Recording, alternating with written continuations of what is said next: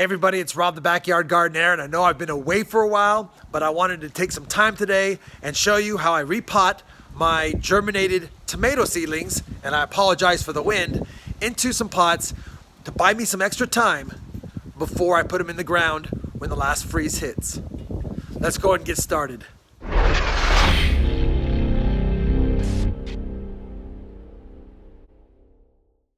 So it's definitely time to get my Brandywine tomatoes and my yellow pear and my red cherry tomatoes into a better setup. As you can see, these guys have outgrown their little peat pots, and I like to start my tomatoes about 4 to 6 weeks before my last frost. These have been here about 18 days since I germinated them, and we're about 4 weeks until the last frost date here in Zone 8A. But as you can tell by looking at them, they're starting to struggle a little bit. And it's because there's just not enough nutrients in these peat pots to actually last them at this size.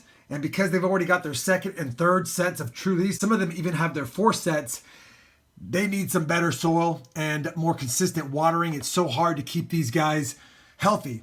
Now, one of the things that we're going to be doing today, and I'll show you here in a minute, is I'm going to be removing all this netting around these peat pots. I don't like that kind of inhibiting the root system from expanding. But I'm also going to be burying these guys as deep as possible, pinching off these bottom leaves, because all these little tiny hairs right there are actually roots on the tomatoes, which will send out new roots, make a stronger plant, and produce more tomatoes. We're already starting to get some signs of unhealthiness. You can tell by the bottom of the leaves, like on this one, there's some discoloration. That purple means it's missing some nutrients. So these guys are just begging to be put into bigger pots, and that's what we're going to be doing today. I'm going to put them into some recycled pots that I've got from a nursery from when I've purchased plants before. I like to recycle things, and we're going to get them in there. That should be their resting place for the next 2 to 4 weeks, and hopefully it'll buy me time until the last frost date hits and I can get them outside of my garden. We've also started some peppers. I've got some Bahamian goats, Banda Majocs, and Caribbean blends. We've got a pretty good germination rate. I'll be pinching out the runts of every pot to make it to only one plant per pot. I've already pinched out the runts in the tomatoes. We've got to do that for this set of hot peppers, as well as my caramel boucholokias, my Brazilian ghosts, my chocolate scotch bonnets, and my 7-pot bubblegum larges. We'll be getting these in next weekend. I'm not focused on these guys today. They're not big enough yet to really be repotted and messed with. They just got their first true leaves. So in about another week, it might be time to get these guys repotted. All right, let's see if we can get these guys in some pots and make them a little happier and healthier. So as I've mentioned, I do like to resave all of my little pots that I get when I buy peppers or other tomatoes or just lettuces, you name it. I like to go ahead and preserve the pots so I can reuse them. I've got a couple examples here that I'll be using to repot all of my grape tomatoes as well as my Brandywines. In this bin, I've got a mix of 50% just regular standard potting soil along with some of my compost from my compost bins. I won't be adding anything else to this right now. The plants won't need it. When I get these guys in the ground, most likely I'll add a little bit of Epsom salt with a little bit of my garden boost that you saw in a previous video. If you haven't seen that video, you can click the link up here and check it out. But for now, all I'm going to do is peel off, like I said, this netting, and the plan is to take these pots, and I really want to bury these guys all the way down up to those first seed leaves. Those were the young leaves that first came out when it was a seedling. I'll be pinching those off and burying it down to there. That way we can get this plant as healthy as possible because they've just run out of space in here. And like I said earlier, we're getting signs of deficiencies, so I got to get these guys repotted. Now I'll bring them back in my indoor grow room when I'm done because they're not quite ready to be outside and handle the elements just yet. But this will be a nice buying of time for the next 2 to 4 weeks. That being said, let's get started. So the first step I'm going to do, you can see the roots are already starting to grow through this peat pot, and that's not a great thing, but I have found if you don't remove this netting, it seems to keep the roots from spreading out as much as they should. So because they're just starting to come through here, this is a good time to remove this. Now don't worry if you remove a few of the roots like I did here. That's not a big deal. Tomatoes are really resilient and they'll be okay. The next step I'm going to do is I'm going to put just a little bit of soil in this pot at the very bottom, just like that.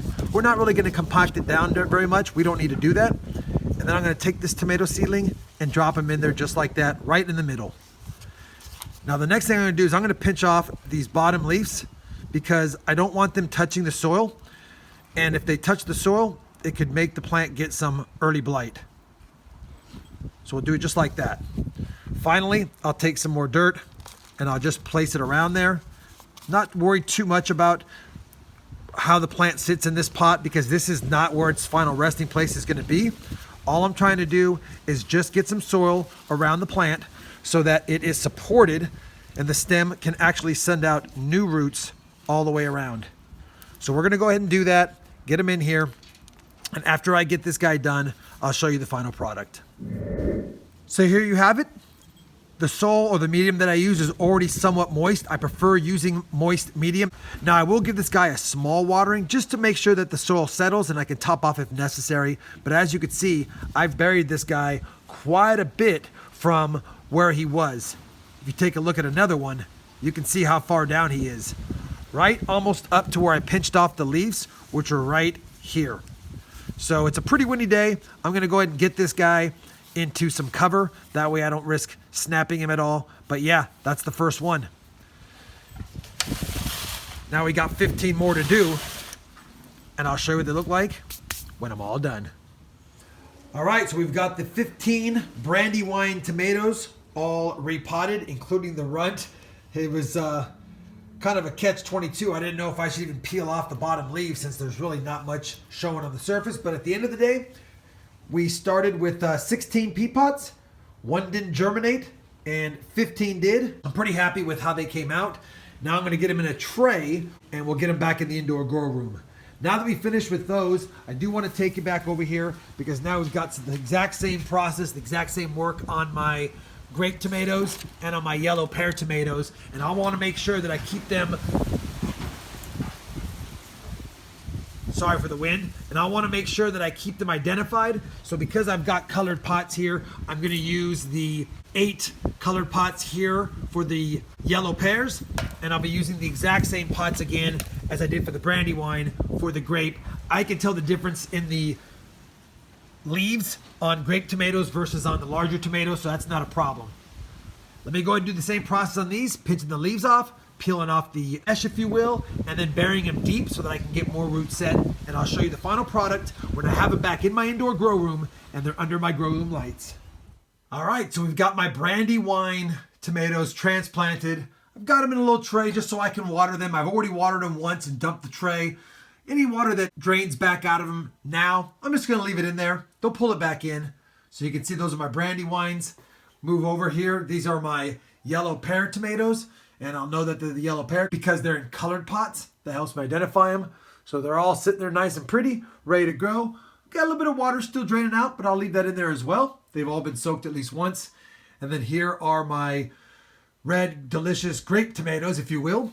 These are the ones I've grown from seed every year, and I always produce thousands and thousands of delicious little snacking tomatoes. I'll be dumping some of that out, and we'll let the final ones drain. And for those of you that have OCD a little bit, yes, we were 1 pot short, so I had to use 1 short pot. It is smaller than the other ones and different. But I had a small runt-sized tomato plant, so it filled it up just fine.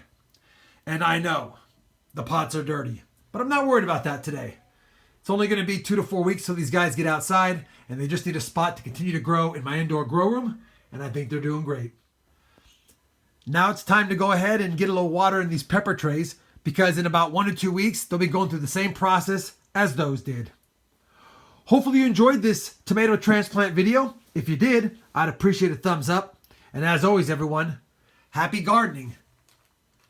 And thanks for watching.